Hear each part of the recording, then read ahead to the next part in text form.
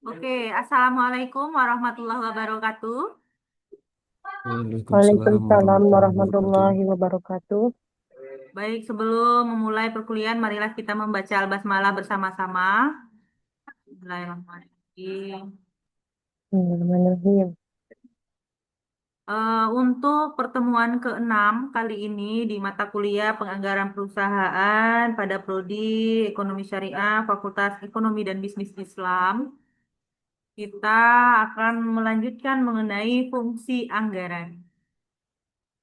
Nah, fungsi anggaran itu ada 3, yaitu di bidang planning, 2 di bidang coordinating, dan 3 di bidang controlling. Nah, untuk di bidang planning, kita bisa melihat di sini bahwa pentingnya membuat budget atau anggaran untuk membantu manajemen meneliti, ya, mempelajari, meneliti dan mempelajari segala masalah yang berkaitan dengan aktivitas yang akan dilaksanakan. Yang kedua, membantu mengarahkan seluruh sumber daya yang ada di perusahaan dalam menentukan arah atau aktivitas yang paling menguntungkan. Yang ketiga, membantu arah atau menunjang kebijaksanaan perusahaan. Selanjutnya, membantu manajemen memilih tujuan perusahaan.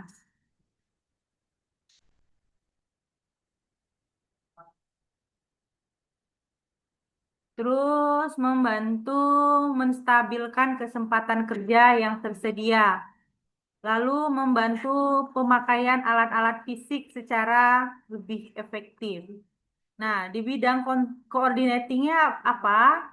Pastinya membantu mengkoordinir faktor sumber daya manusia dengan perusahaan. Yang kedua, membantu menilai kesesuaian antara rencana aktivitas perusahaan dengan keadaan lingkungan usaha yang dihadapi. Lalu, membantu menempatkan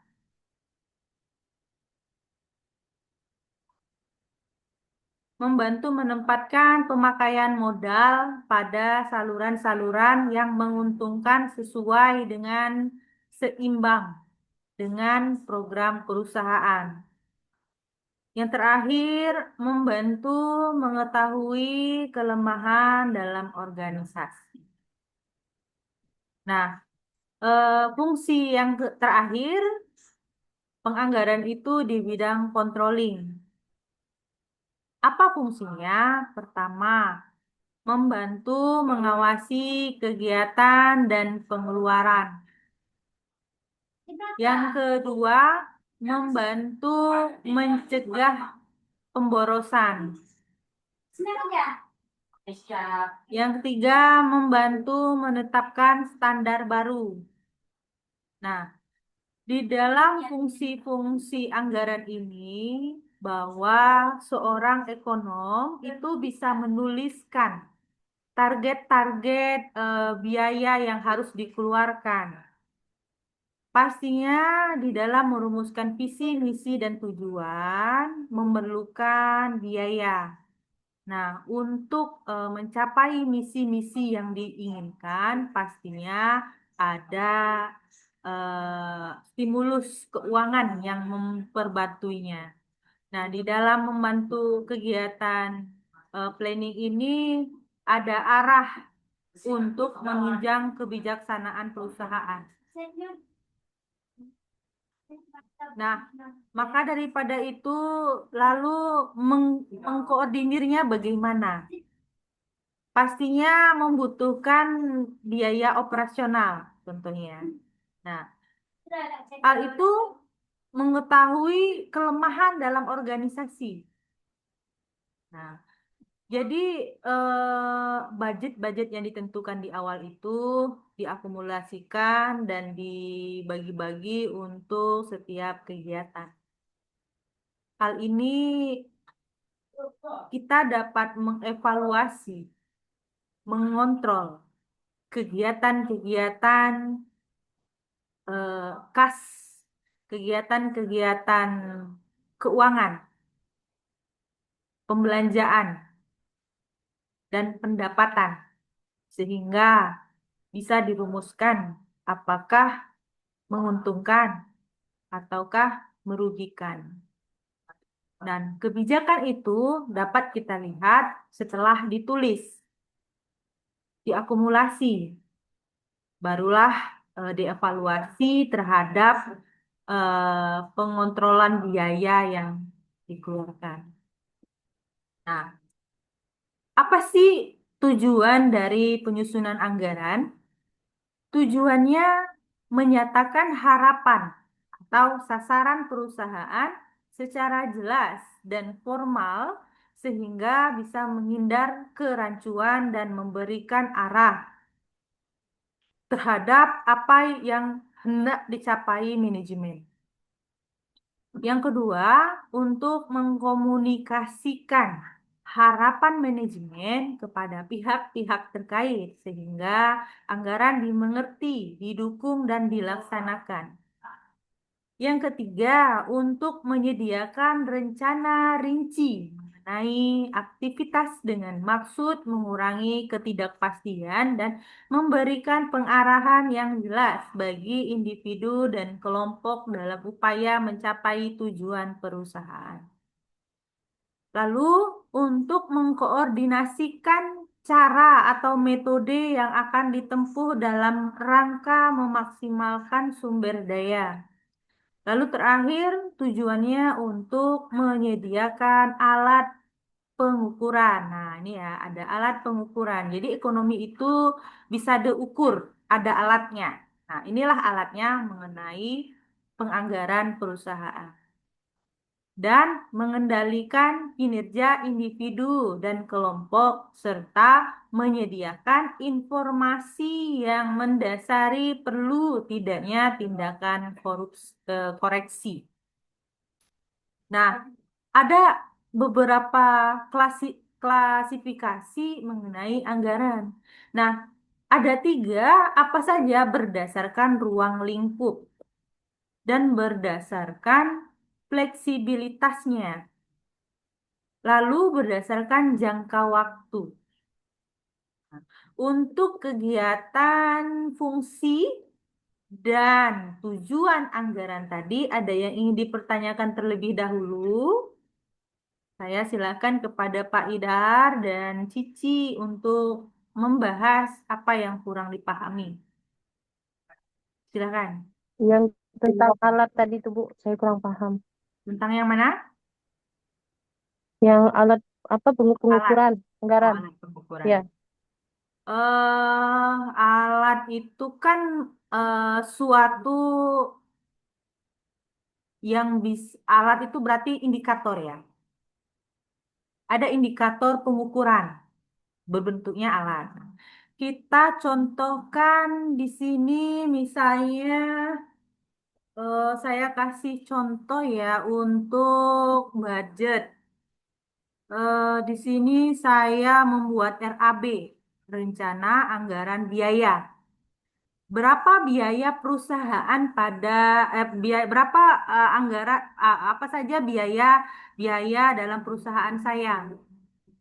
Nah, di sini RAB di perusahaan contohnya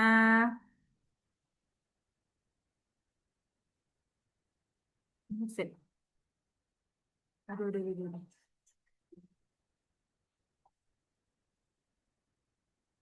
Mana tadi? Sebentar saya buka dulu sehingga Bapak Ibu memahami 100% terhadap materi yang disampaikan. Mana tadi ya?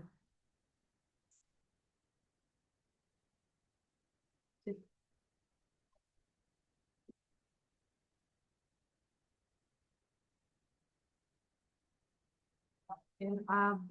Mana tadi RAB? Jadi di dalam mengukur itu pastinya kita sudah menentukan berapa kegiatan.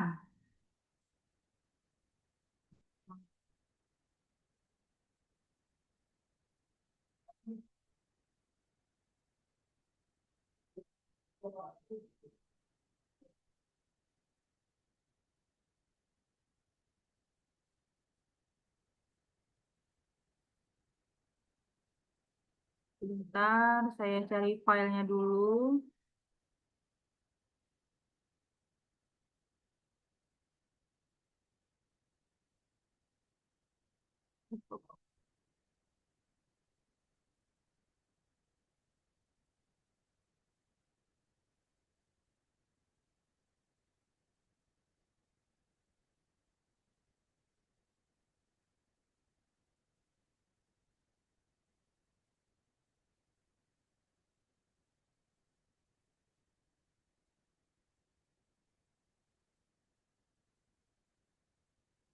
Oke,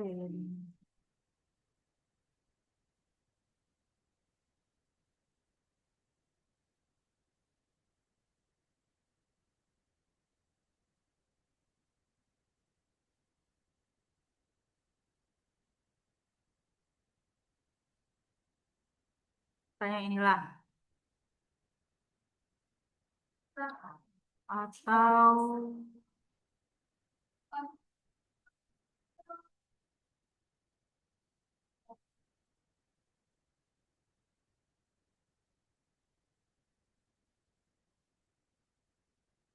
ntar Ustaz lagi ngajar. Nah, di sini bisa kita lihat ya. Misalnya saya ini memiliki program MBG. Saya ingin menjadi SPPG, ya. Maka dengan anggaran misal berapa ya? Misalnya satu porsi itu sebesar 13.000 apa 15.000 ya? Anggaplah di sini. Nah, kita langsung ke contoh agar sedikit materi tetapi bisa dipahami dengan intens.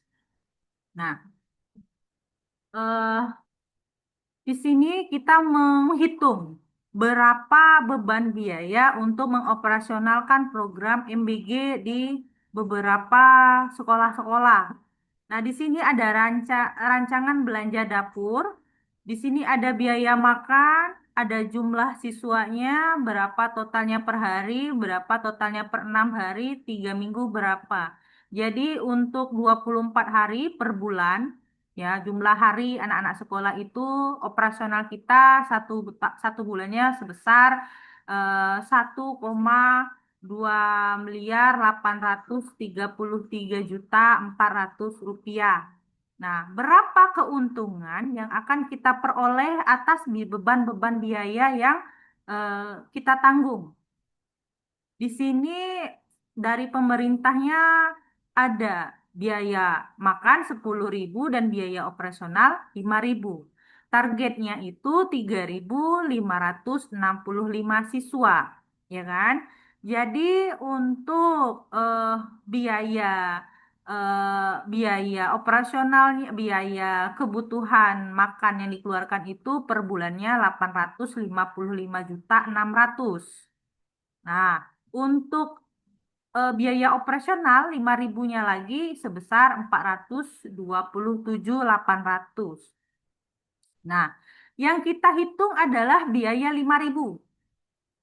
Biaya 10.000-nya ini adalah kebutuhan pembelanjaan, ya, pembelanjaan bahan baku. Nah, itu nanti kita hitung. Kita hitung dulu biaya yang bisa kita hemat untuk 5.000-nya. Apa saja untuk beban gaji? Beban gaji di sini contohnya ada akuntan, ada kepala dapur, ada asisten dapur, ada admin, ada cuci piringnya, ada tukang bersih-bersihnya, ada yang tukang packing atau bungkusnya, ada sapamnya, dan juga ada drivernya. Nah, kita targetkan gajinya mereka itu akuntannya 3 juta, kepala dapur untuk yang mengatur apa menu dan apa persediaan itu kepala dapur. Lalu asisten dapurnya 3 juta, lalu adminnya 3 juta, lalu tukang cuci piringnya 2 juta, lalu yang tukang bersih-bersih 1 juta, lalu yang tukang bungkus ada 10 orang itu 3 juta, lalu sapamnya ada 1 orang 2,5 juta, ada drivernya 2 orang jadi 3 juta. Berapa beban gaji per bulannya yang kita tanggung atas beban operasional? Di sini dilihat ada beban gaji 72,5 juta atas SDM yang kita bayar. Nah, 72,5 juta ini yang wajib kita keluarkan atas beban biaya 427,800 rupiah. Lalu untuk sewa mobil itu menjadi beban sewa per bulannya 6 juta. Lalu ada bayar cicilan karena kita itu eh, uangnya pinjem dari investor maka ada eh, modal atau uang dan berserta bunganya itu menjadi beban eh, cicilan, maka itu kesepakatannya misal 150 juta per bulan. Lalu ada biaya minyak bensin. Itu per bulannya diakumulasikan untuk 24 hari kerja di 3.565 siswa sebesar 5.200.000. Nah, alat inilah yang menjadikan indikator, Mbak Cici. Bisa dihitung artinya. Nah, maka berapa dan ditambah dengan biaya asuransi kecelakaan, kebakaran itu 1 juta dan berapa bayar BPJS Ketenagakerjaannya 840.000 untuk 24 SDM kita. Berapa beban yang harus kita tanggung? Adalah 233,540.000. Berapa keuntungan kita dalam 1 bulan? Keuntungan bersihnya adalah berarti beban 5.000 ini dikurangi 427 juta ini dikurangi dengan 237. Keuntungan dari operasional itu sebesar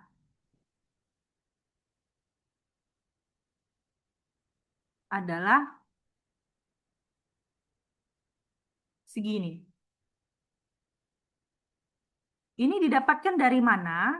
Dari untuk biaya 5.000-nya, untuk operasionalnya per bulannya sekian, dikurangi dengan beban-beban itu sebesar sekian. Berapa selisihnya? Ternyata defisit sebesar sekian. Nah, inilah yang menjadikan indikator atau alat ukur untuk kita bekerja. Bisa dipahami, Mbak Cici? Bisa, Bu. Oke, kita lanjut ya. Nah, Oke. jadi memang untuk membuat apa namanya tuh seorang ekonom itu harus bisa menghitung ya di awal. Jangan belanja dulu berapa uang yang kita pegang, baru dicatat. Tidak. Jadi seorang ekonom itu harus bisa apa namanya itu klasifikasikan anggaran-anggaran apa saja, untuk apa saja. Nah, yang tadi untuk beban A, B, C, D, E, F itu adalah klasifikasi. Nah, kita lanjut ke klasifikasi anggaran.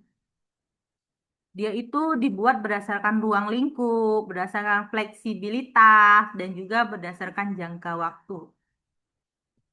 Nah, untuk berdasarkan ruang lingkup, anggaran komprehensif yaitu anggaran perusahaan yang disusun dengan ruang lingkup yang menyeluruh yang mencakup seluruh aktivitas perusahaan.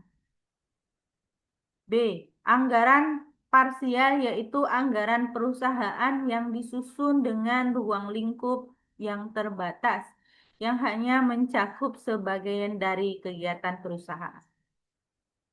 Nah, eh, berdasarkan fleksibilitasnya, di situ ada terbagi atas dua. Apa saja anggaran fix dan anggaran kontinu? Apa anggaran fix atau disebut dengan fixed budget? Yaitu anggaran yang disusun untuk periode waktu tertentu di mana volumenya sudah tertentu dan berdasarkan volume tersebut direncanakan untuk revenue, keuntungan, untuk cost, biaya, dan juga expense, serta tidak diadakannya revisi secara periodik. Ya, makanya untuk rencana anggaran belanja negara RAPBN atau RAPBN eh, D, RAPBD daerah itu di Dewan di rapat paripurna yang dilakukan oleh Dewan Perwakilan Rakyat di DPR daerah itu sudah ditentukan fiksasi pembelanjaan daerah kita untuk program dan kegiatan apa saja. Itu titiknya pendidikannya sekian miliar. Di Kota Jambi untuk pendidikan misal 20 miliar. Apa saja kegiatannya A, B, C, D. Itu sudah diketuk palu oleh perwakilan kantor DPRD untuk membuat RAPBD.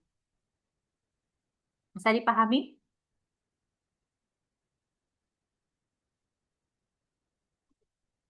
Bisa dipahami Bapak Ibu sekalian? Bisa, Bu.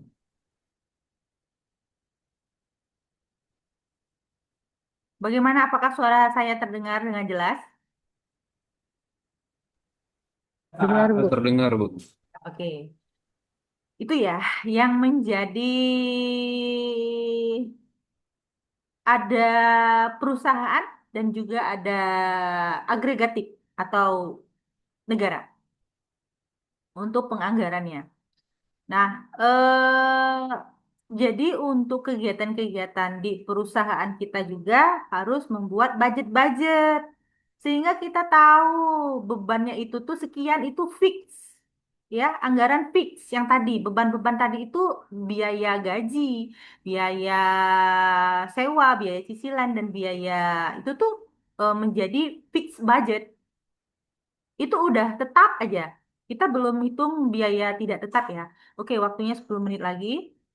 Kita percepat dengan B, anggaran continue atau continuous budget, yaitu anggaran yang disusun untuk periode waktu tertentu di mana volumenya sudah tertentu. Dan berdasarkan volume tersebut direncanakan revenue, keuntungan, cost dan biaya, dan juga expense, tetapi diadakan revisi secara periodik dan ditambahkan anggarannya untuk 1 triwulan pada periode anggaran tersebut. Jadi per 3 bulan ya di DPR juga setelah ketuk palu biayanya untuk Kota Jambi berapa, untuk Provinsi Jambi berapa, provinsi lain berapa itu udah dibagi oleh negara. Lalu di setiap provinsi dibagi lagi nih, gubernur membagikan berapa daerah regionalnya apa misal kabupaten A berapa, ini berapa. Nah, untuk menentukan itu eh, apa namanya diperlukan titik-titik berapa yang dibutuhkan setiap dinasnya di daerah masing-masing. Nah, di situ per 3 bulan DPR bisa mengevaluasi anggaran apa saja yang udah diserap atau anggaran mana yang belum diserap. Nah, maka daripada itu harusnya perwakilan rakyat kita melihat keluh dan kesahnya, apakah ini sudah maksimal ataukah belum direalisasikan? Apakah sebab dan akibat yang terjadi terhadap kebijakan yang sudah dilakukan oleh eksekutif atau gubernur atau wali kota atau bupatinya? Nah, di situ cara melihat apa pengoptimalisasi suatu budget yang ditentukan. Nah, ya. Oke, di situ mungkin waktunya sudah terbatas karena tadi ada waktu 10 menit menunggu. Silakan ada yang dipertanyakan lagi oleh Pak Idhar dan Cici Aulia. Saya persilakan. Izin mau bertanya, Bu. Ya, silakan.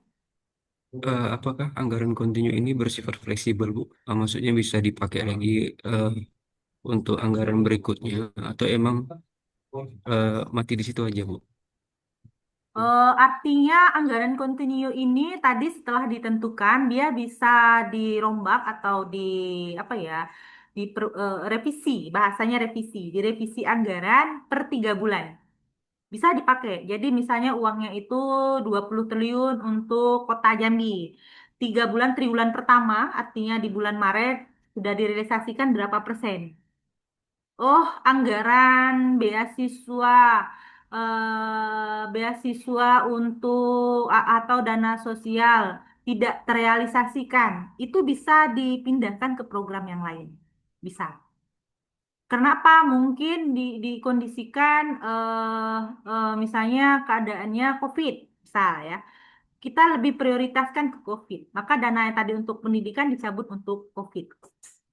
Jadi itu bisa dipakai gitu ya, apa ya? Bisa direvisi dan diakumulasikan untuk kegiatan yang lain. Begitu. Jadi tidak dipulangkan ya. Kalau dipulangkan itu secara periodik, secara annual report. Artinya secara per tahunnya berapa yang diserap. Kalau tidak diserap, tolong dikembalikan ke negara. Berapa persen itu harus disilvakan. Artinya begitu. Dikembalikan. Artinya pemerintah daerah tidak bisa bekerja dengan optimal. Udah dikasihkan anggaran tetapi tidak dibelanjakan, itu kita tidak tahu apa permasalahan yang terjadi ya.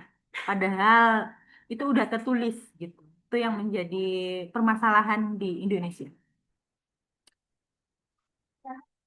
Oke, ada yang ditanyakan lagi karena waktu kita tidak lama lagi.